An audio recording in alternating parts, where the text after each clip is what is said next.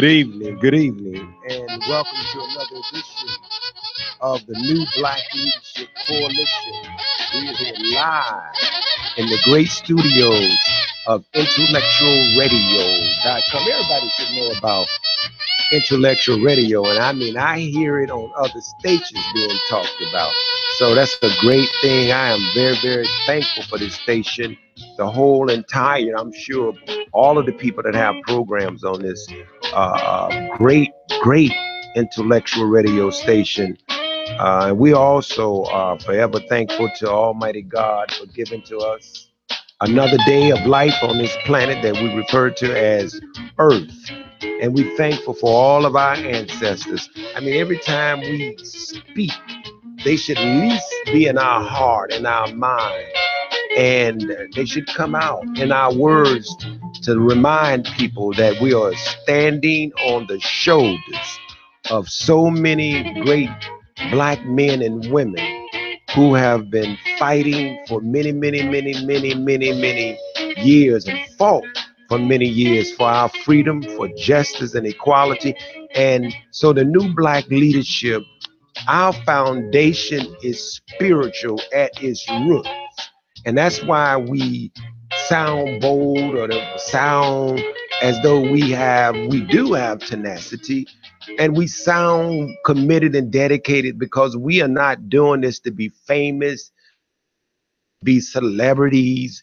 We're not doing this to get more likes. We're not doing this to be popular. We're not doing this to get along with anyone. We're doing this because God has placed it in our hearts, in our minds, in the soul of all of our coalition members and associates that are part of the New Black Leadership to be on the forefront, understanding that, being a pop-up is not enough, but being trained and mentored by great minds and great hearts is so critical.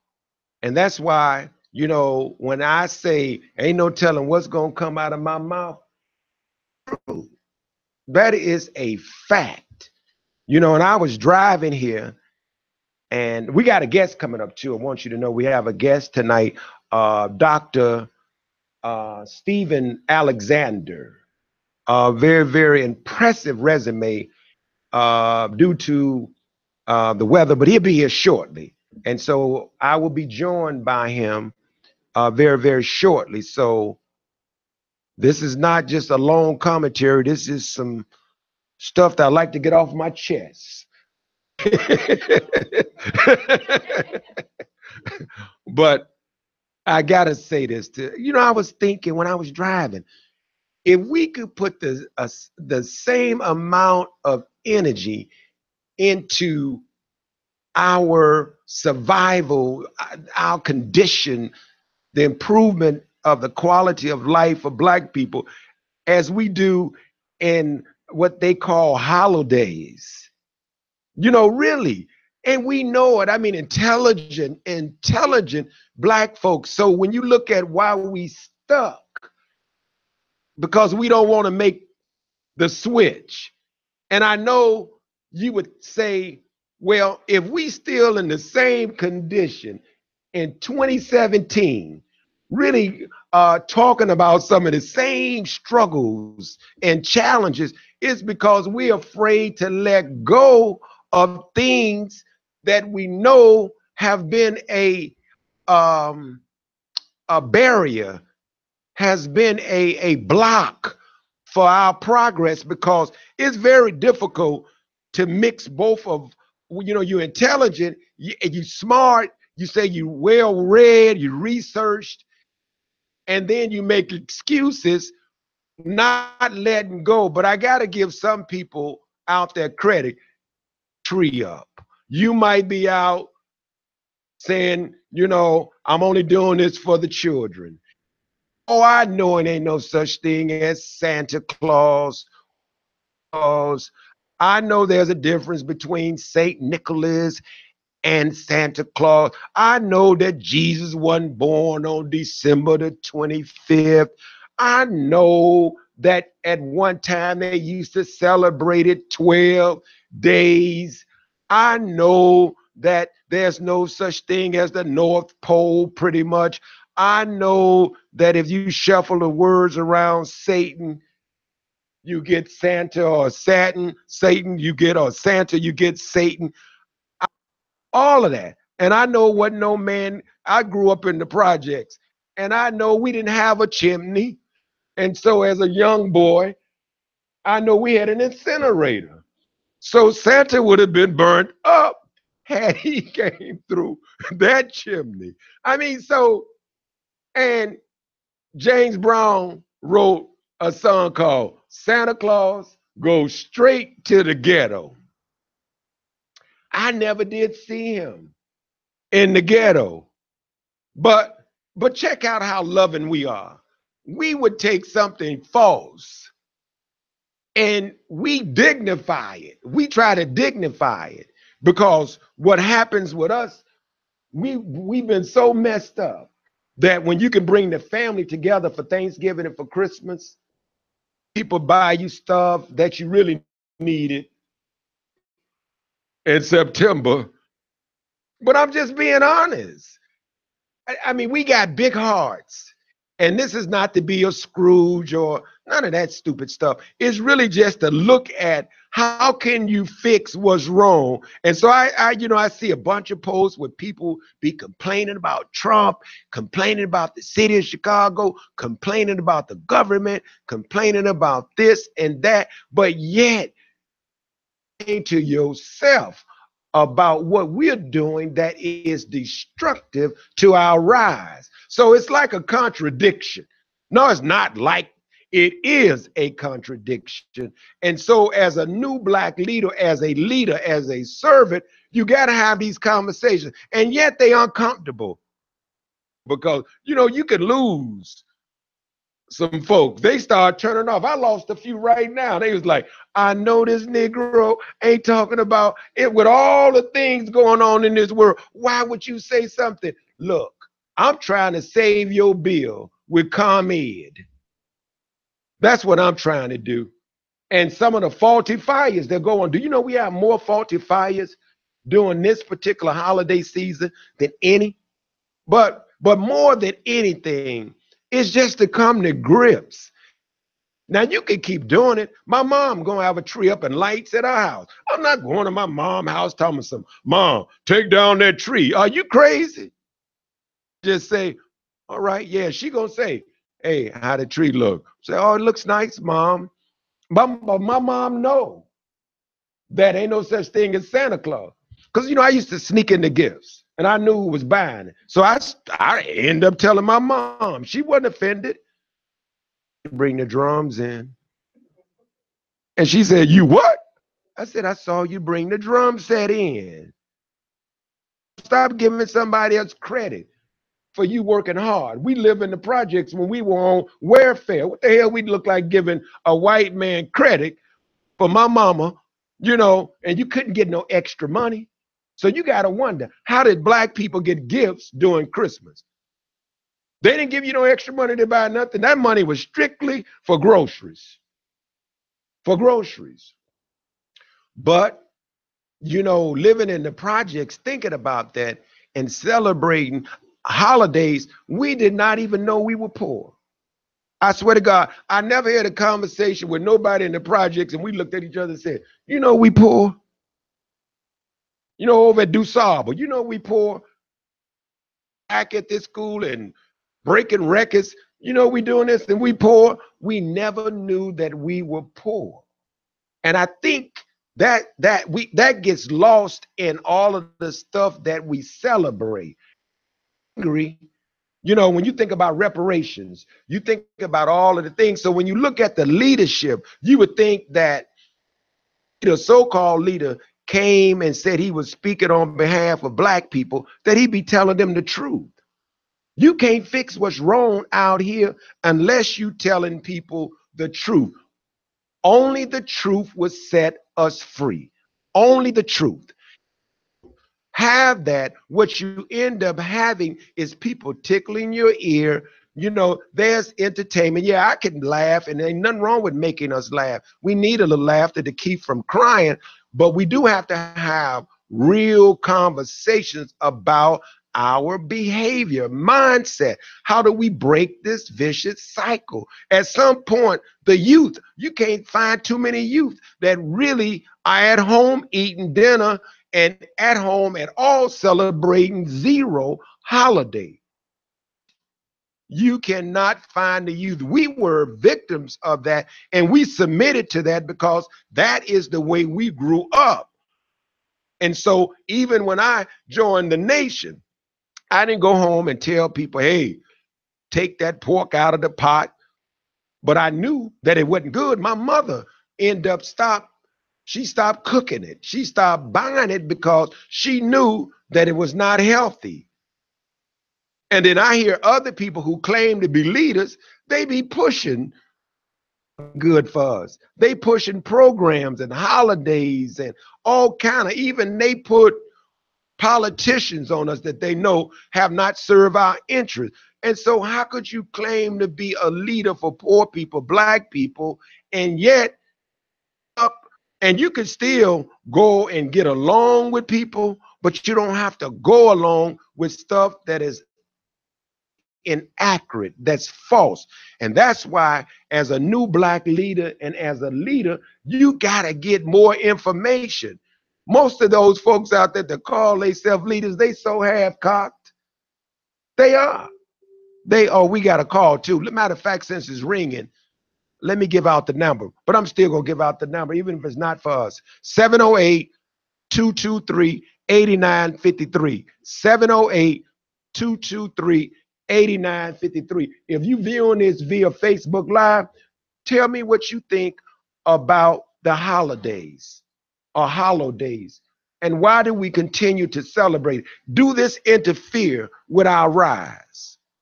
If we continue to do what we're doing and make excuses and say it don't matter, let me know how you feel.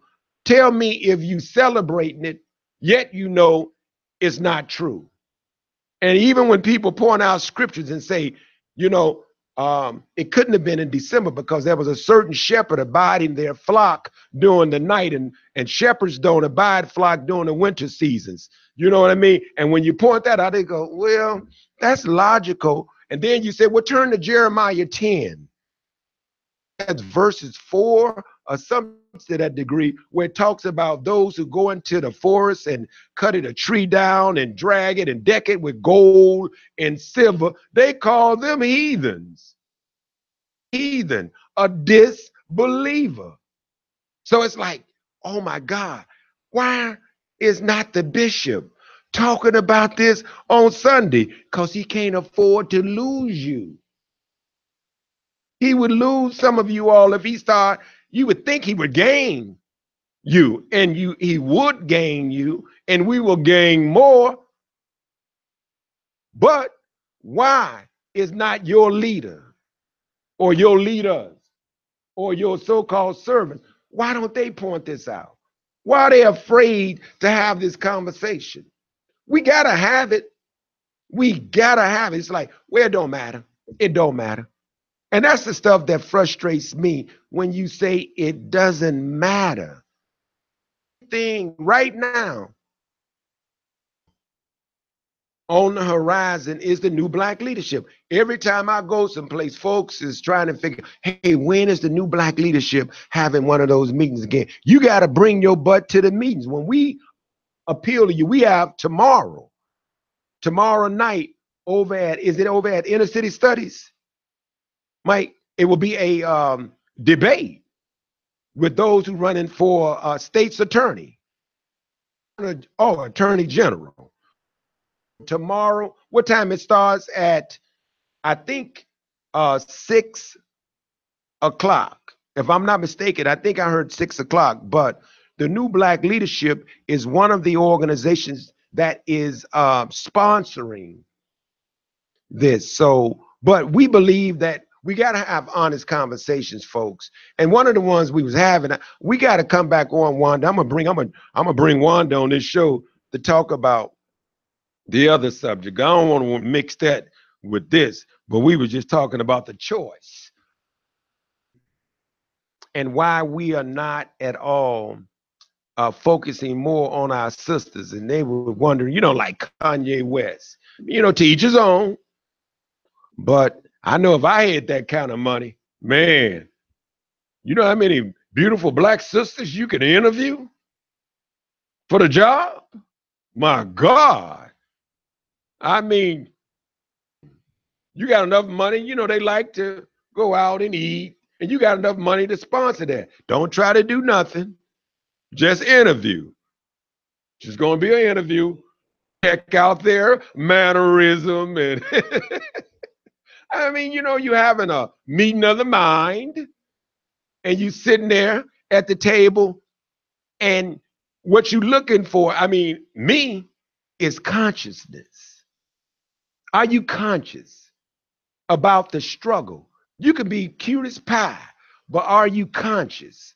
Do you care about the condition of your people with your cute self? And you could even eat proper, but do you really care about your people? Are you willing to go inside an organization or a school, or you see some young ladies on your block, become a mentor, or you are bold enough to say something to them if they're doing wrong, and you know how to build relationship? So when you're interviewing and you got the money to do it, you should try to find somebody that's conscious. And I guess there's some women out there saying, well, what's conscious? And what's conscious got to do with? Meaning that you know who you are, and you're not afraid to be who you are, and you love being who you are. Yeah, you smart. Yeah, you got degrees, advanced degrees. Yeah, you got doctors. Yeah, you got all of that. And yeah, you are fine. Disconnected from the struggle. That don't make a lot of sense. And so we need each other. And if it were not for the beautiful black woman, we would be in trouble today. Let's make that perfectly clear. But we got to win back our community, and it takes us collectively to do it. And yeah, the man got to be conscious. And if I was a woman, I would not want a man that's totally disconnected and he just bougie, and the only time he brightens up is when he's at a gala and got on his tuxedos and he happy, but he's scared to go to a community meeting. And then he asks you to get out and pump the gas because he see a couple of guys and you attracted to him. You the Gibsons and Ruth Chris. No, man. I was telling somebody that the other day. I said, you got to test sometime women, and although I don't eat at the Golden Corral, but I think you should, when we first start off, versus going to Gibson's or Ruth Chris, the what's the other place they like to go to? There's so many, right? Wanda, what's the restaurants y'all like? I'm talking to Wanda. She's one of our producers in here, but I mentioned Gibson's. What's the other one? Frog Leg or Hugo's, Shaw's, and you broke at Shaw's. Shaw's is like Richard Pryor said, no, you're ordering from the wrong place on this menu right now.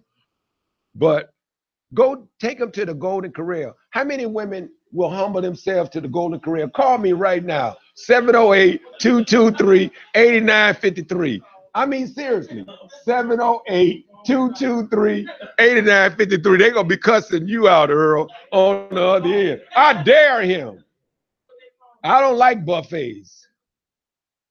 And the ones who don't like the buffets, they love to eat. And the worst thing you can do is you take them to Ruth Chris and they say they're not hungry. It's like they start picking over the food. That's not a place you pick over the food. That's one place you do not waste your meal. And at Ruth Chris, you eat that in front of me. Ain't no doggy bag. I need to see you chew down everything from Ruth Chris. Then they go straight to dessert. And I'm like, sweetheart, you didn't eat the food, and now you want dessert. And then, right, $15 just for the dessert. I done went to valet parking, and then the guy come around with a, with the wine, and he gives them, if you drink wine, and he come around and he goes, this is like one of our favorite. And I mean, I'm telling you, our top sellers. And then he tell you the amount, and she looks at you, and you don't want to play cheap, and you be going, on you, this is a hit. And she said, oh, it sounds great. And then you going, it does sound great, brother, but do you realize how much I done ordered already? And then he said, you come out cheaper just buying the whole bottle. No, I came out cheaper going to Golden Corral.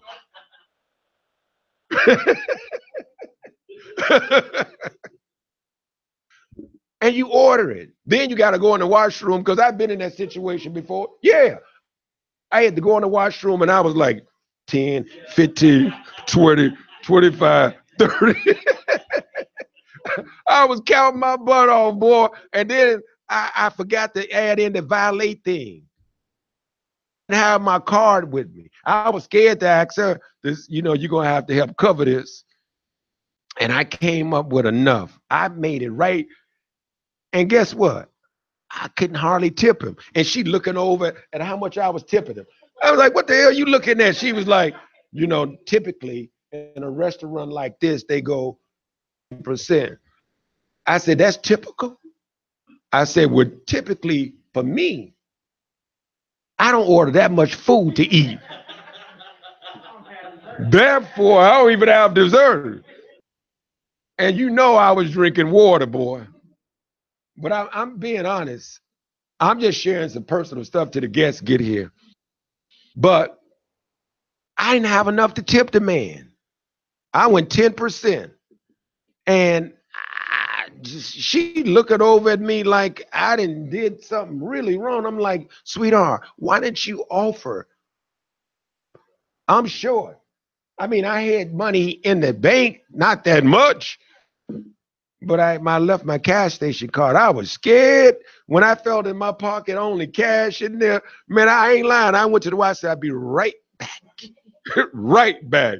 And I went in there. When I started seeing a 20 and 10, I was wiping some of the sweat off, and then it was all ones after that.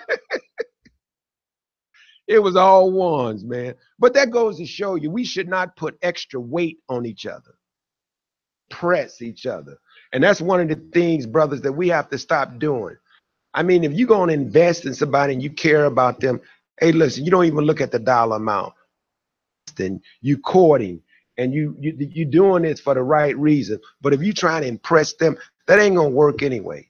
And then they know that what it's really about. And that's why we need to be about building a relationship. And then you don't have a problem, because when you love somebody and you care, oh, please, you go to Ruth Chris 2 days in a row. But then the other side of it is you start sharing recipes. Yesterday on Facebook, I shared a recipe. Oh, yeah, I sure did. How to make bean soup. Balance. I soaked some navy beans for 24 hours. I rinsed them, I boiled them, I went and got all the ingredients from Whole Foods. I got organic carrots, celery, garlic. I put all that in the soup. All that in the soup. Now, I like to go to restaurants, but I like to cook because it's healthier. And guess what? Real men cook, but real men that don't not only cook, but real men are conscious as well. But I put that out there because we have to learn to share. And what I've really understood and came to grips with, all women don't cook and can't. I'm okay with that for now. But it's when you try. When you try. And I like cooking, so I'll cook. You can't get everything. Right? But that's not realistic. You're not going to get everything. So you gotta, are you compromising? Is it a deal breaker? Is it non-negotiable? Some things are, but what you learning to do is accept people to where they are. And that's what I'm thankful. It took a while for me to start thinking like that, because you want to change people. Nope.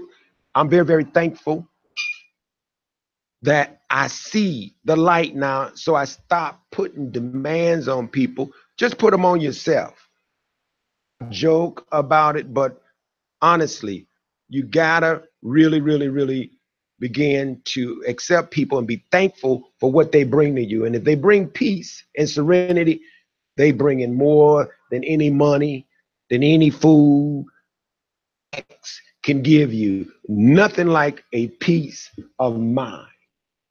Because if you ain't got that, you got zero when it comes to relationship. But my guest has arrived, so let me stop all of this relationship stuff.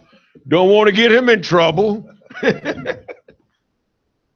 How you doing, brother? I'm doing fine. Folks, we are joined by a very impressive brother, Dr. Stephen Alexander, Deputy Commissioner for Economic Development under Baba, former beloved, Honorable Harold Washington, and the director, I guess at one time, I don't know if you're still doing this, for public policy and politics at university, and you correct me later on, currently a consultant for the African American Leadership and Policy Institute. And he has conducted research on the Chicago city budget and its impact on the Black community and in Chicago in terms of poverty, housing, unemployment, and crime. Now, I went from African American to Black. Nor am I American. I'm a Black man living in a place that was renamed America. I just like to tell the truth. You can call yourself what you want. But man, happy to have you in the studio. Know you got caught up in the traffic, but we still got some time to get it in. If we can't get it in all today, you'll come back. Yes, sir. So introduce yourself, move up to the mic, and let people know what I missed and what we're going to talk about some things, but go ahead. Right. Yeah. The only correction is I'm a former deputy commissioner. I worked for the Harold Washington administration from 1983 until his death, and then 2 years later with Mayor Sawyer, Eugene Sawyer. I'm forgetting him already. And then a couple years under the Daley administration. So I like to say that I worked with the good and the bad and the not so ugly. Not so ugly was Eugene Sawyer. I thought he did a wonderful job. I was the director for the Center for Urban Politics and Policy at Chicago State, but that was back in 2000. And after that, then I did some work with the DePaul University Urban Center. I was a senior research fellow. And currently I'm working with the African American Leadership and Policy Institute, which is one of the very few institutes that are focusing on research specifically and almost exclusively on the impact of all kinds of policies on African American communities.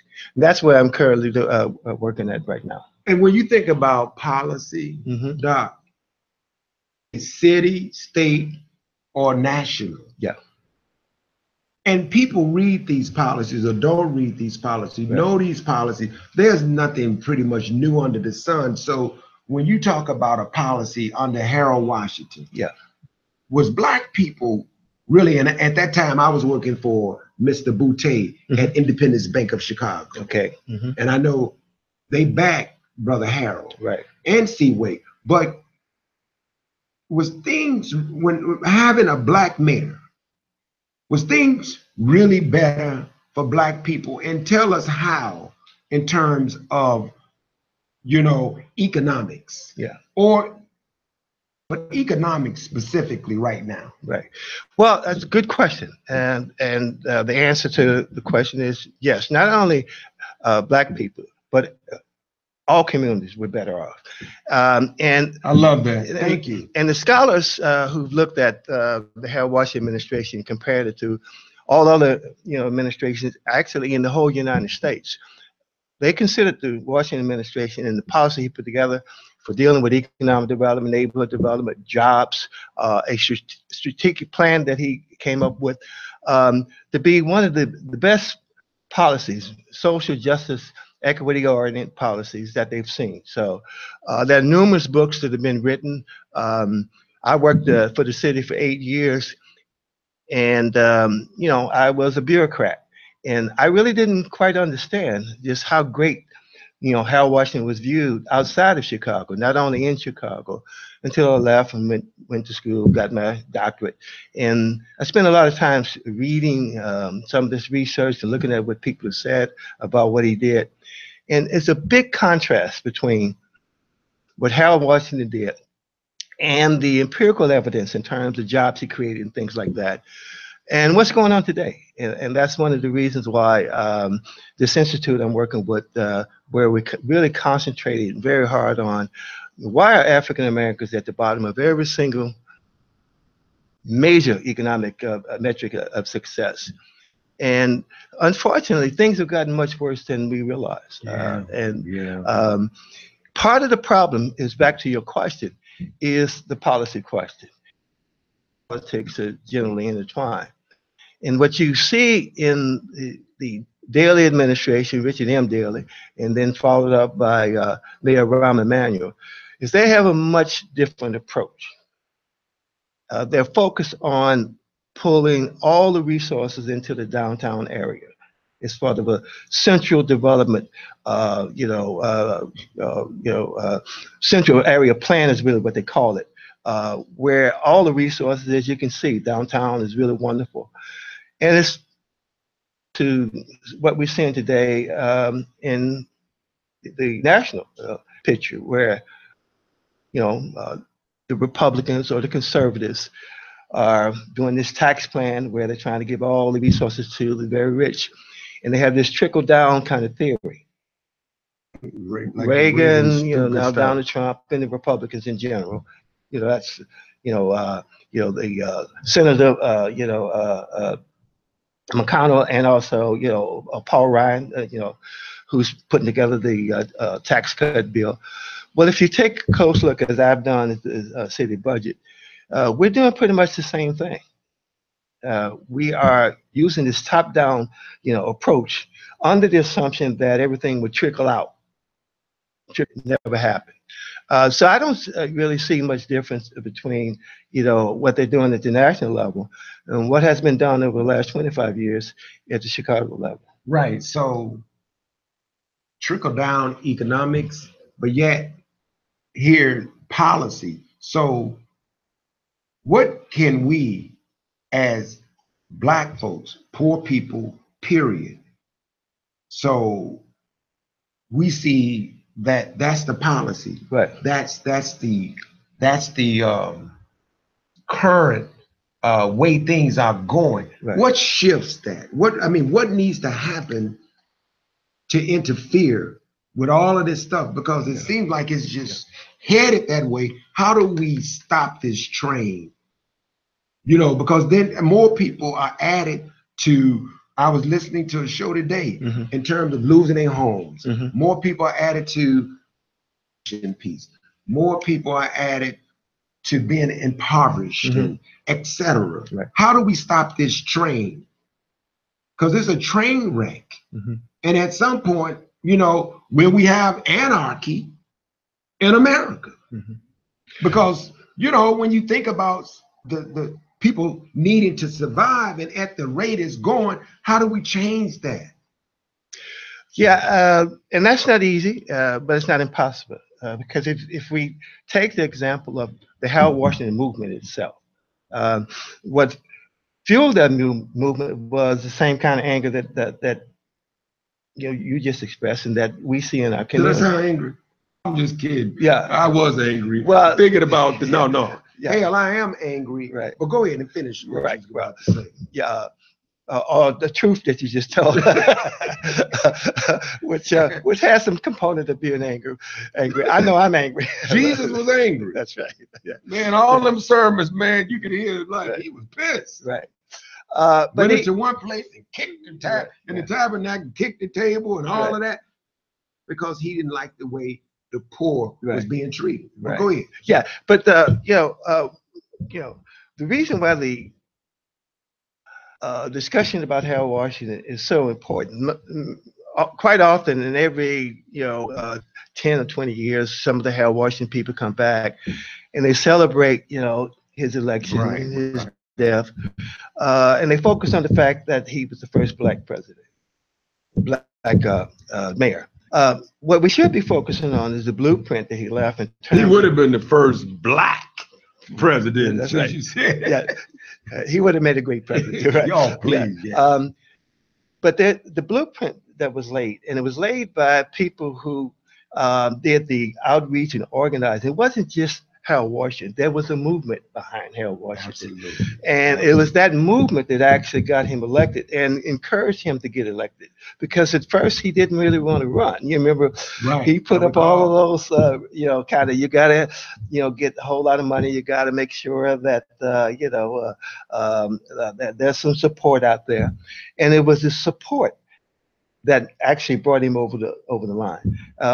Now, I was fortunate to know and still know a couple of people who are still alive who were very close to Harold Washington. But there was a person who helped pull together what's called the Washington Papers. I'm sure you probably heard of them. And what the Washington Papers, the way it was put together, in terms of your question, the goal was to get involved in the various committees, people who were interested in health. There was a health committee. People who were interested in public safety, there was a public safety committee. People who had concerns about a whole variety of social service, there was a social service committee. Well, I was fortunate enough to be drafted into the economic development committee. Good. So that's how I got into the administration, but that's how I began to learn something about economic development. Now, what were you doing before you got drafted? Well, I was in the graduate school at University of Illinois. Professor who eventually became, Harold Washington's first commissioner of the department that Harold Washington created, which is another thing I want to mention, was named Robert Muir. And he really was the mastermind behind the economic development program that adopted and then improved upon. But on in terms of the blueprint I'm talking about, because the paper still exists, I've got a copy of it. The person who put it together, his name was Hal Barron. And unfortunately, Hal. Hal. Well, Hal was his nickname. Harold was his name. Can I ask you this real quick and finish that? Go ahead. I don't want to lose this point. Economic development plan or program? Economic development program and the economic development department. Was that going to even the playing field? When you think about where black folks are or were then, that even the playing field? Was it taking resources from, because when you think about who gets what, right? So did he interfere? Yes. With, oh boy. Yes. I'm glad you asked that question because this is something that people probably don't know. The same way that Mayor Daley, when he got into office, but he was already sort of, disposed to, allowing the downtown business community to run what they call economic development.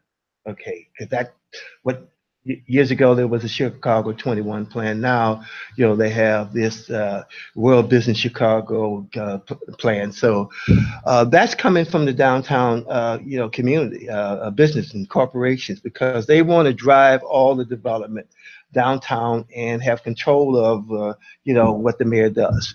That's where it was under Richard J. Daley. And then when Harold Washington came in, helped by, this Professor Robert Muir that I mentioned, he went a different way. And the business community immediately, when Harold got elected, came in with the same kind of proposal.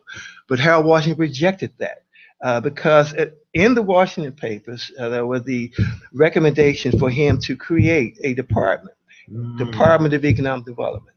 And that was the department that I worked for.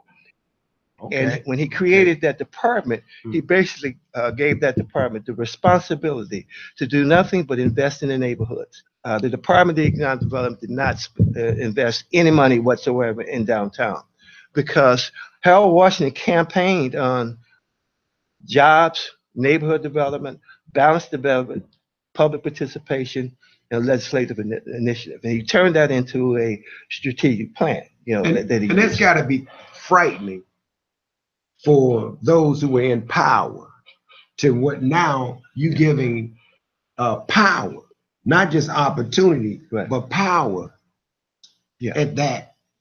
You know, when you talk about downtown and the businessman right now, Right. it benefits them and their family. Right.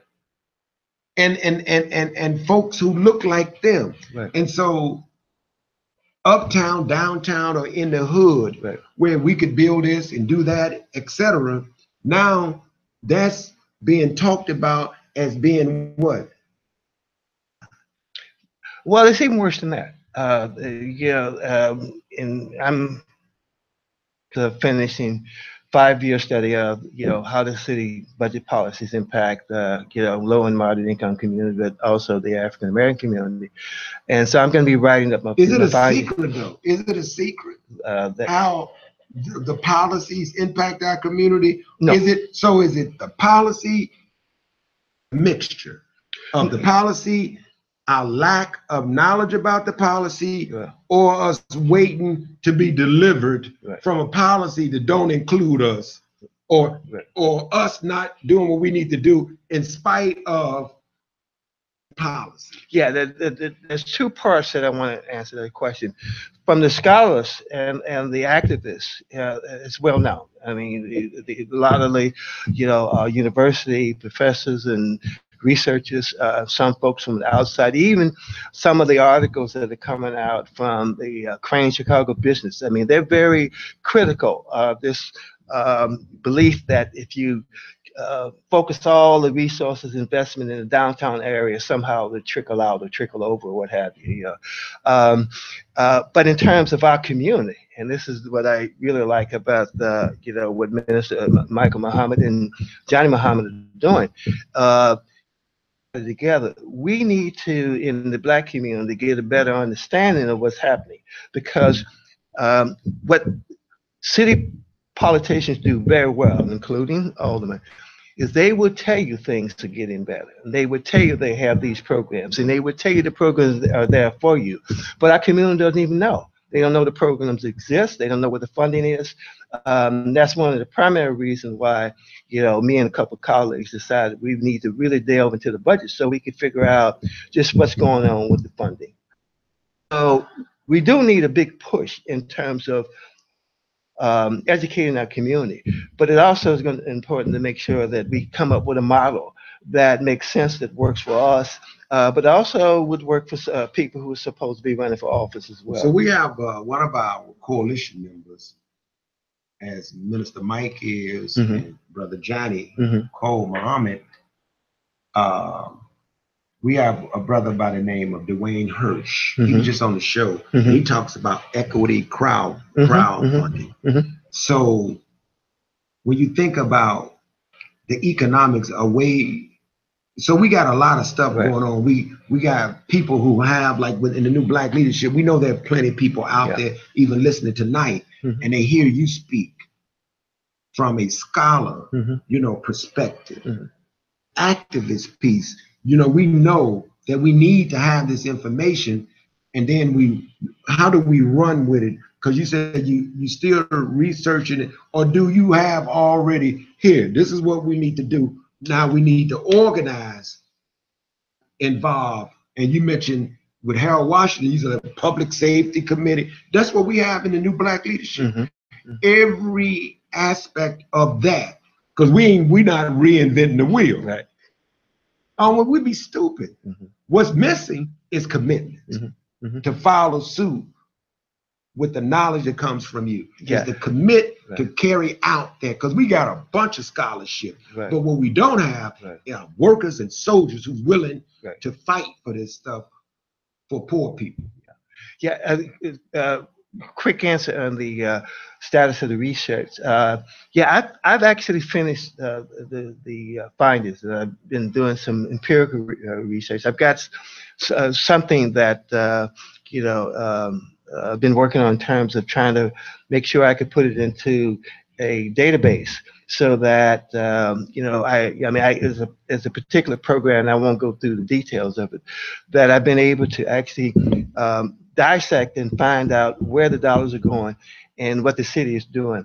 And the way I want to answer, to just quickly go back to a couple of programs that the Washington administration, when you mentioned crowdfunding, one of the reasons why Harold Washington decided to create a new department was because there were some new ideas coming out at the time about how to really create, growth and jobs and income and wealth, etc. In the Department of Economic Development, we actually had a finance program. We had a microloan program and a revolving loan program. Okay. And we use that as a way of incentivizing and giving opportunity to, I hate to use this word, but it's out there, minority businesses. But the way we were supposed to handle that, and what most people don't know, is that Harold Washington had a very strict affirmative action policy.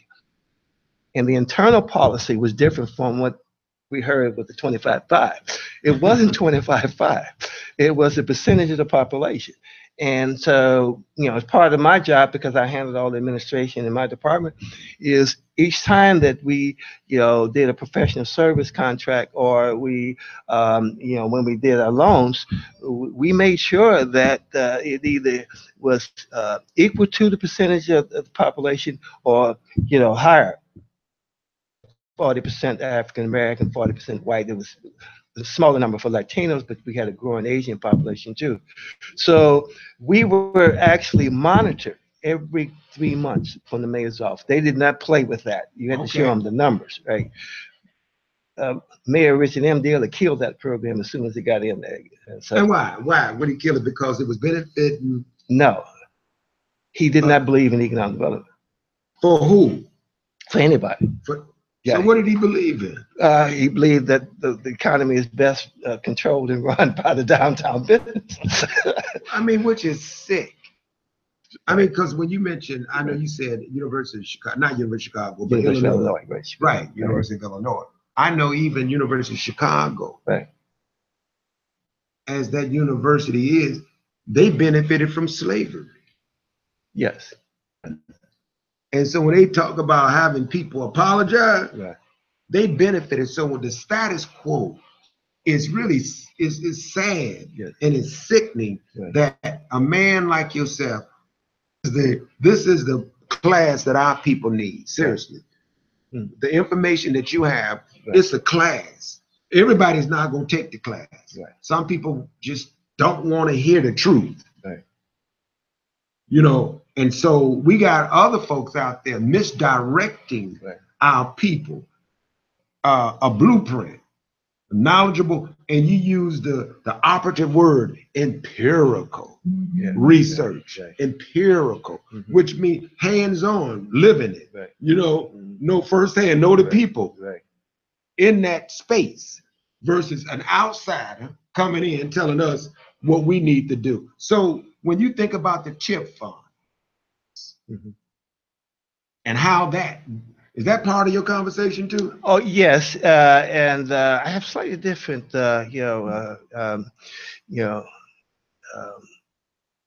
tips, and I'll put it in context in a second. In terms of, the question I didn't answer. We are talking with Minister Michael and Johnny Muhammad. Actually, we're going to be meeting very, very soon with my colleagues from this institute. And we are going to be doing workshops. And so that's what we're planning. So I'm finishing up this 5-year, research, because I wanted to look at it from a longitudinal kind of approach, as well as, just being able to say what's happening in every particular year. So so that is going to be done. And in terms of how we, move the ball forward, I'm constantly, I'm talking so much about the Harold Washington administration because that's a model, and that is something that actually happened. And I think people, particularly younger people, when I've talked to young people, I mean, they're amazed, when they hear about, just what the, Harold Washington administration did. You know what comes to mind with a brother? We got 5 minutes. So, and I want to let you get a couple of more questions, but I think about Black Wall Street.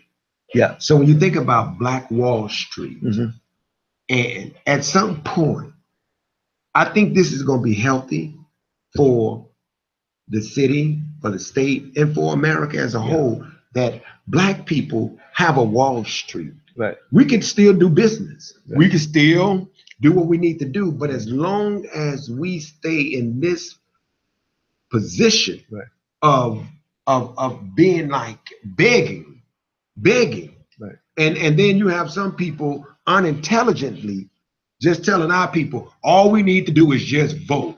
Yeah. How stupid is that? Right. Because politics without economics, we know it scientifically, is symbol without substance. Right. So are you at places, you know, teaching this where people can come and get information from you, or you still working on some stuff to come out, you know, in terms of the book or the research? Where can folks hear more about this? I mean, what we're going to do, you'll be back next week to do part 2, can you? Sure. For sure? Yeah, yeah. You got to leave at 4 o'clock. I owe you. You owe the people out there, folks. Dr. Stephen Alexander is coming back. The man is a guru on what we need. See, we got a lot of young, new guys. I'm not criticizing them. I'm just saying they sound like all of a sudden they didn't discover the way out of slavery. Please, please. It's good that you make an effort, but you ain't got the actual facts. Right. This brother of history and economics, and he have been where many of them trying to go. Doc, we appreciate you making the effort, because you could have turned back. That traffic make you want to turn back and go home. But I'm glad you showed up, brother. So part 2 from Dr. Stephen. You can close out. Anything you'd like to say to the people while we... Well, just very glad to be invited. And this is the period and the phase in which me and my colleagues, it's not just me, you know, I'm working with a lot of colleagues who've got a lot of experience in this whole field. And we're going to make a big move in terms of this outreach and education. And the focus really is on the younger generation. You know, many of my colleagues in my age group, and we really want to give back as much as possible. And for next week, unless don't let me forget, let's talk about, I'll tell you about the delegate agency program.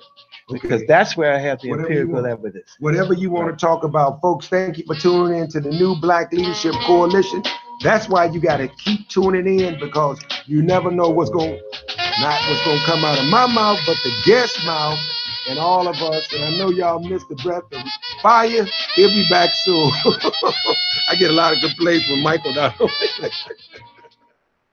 Thank you, the best producer on the planet, Mr. Earl Winfrey. Peace.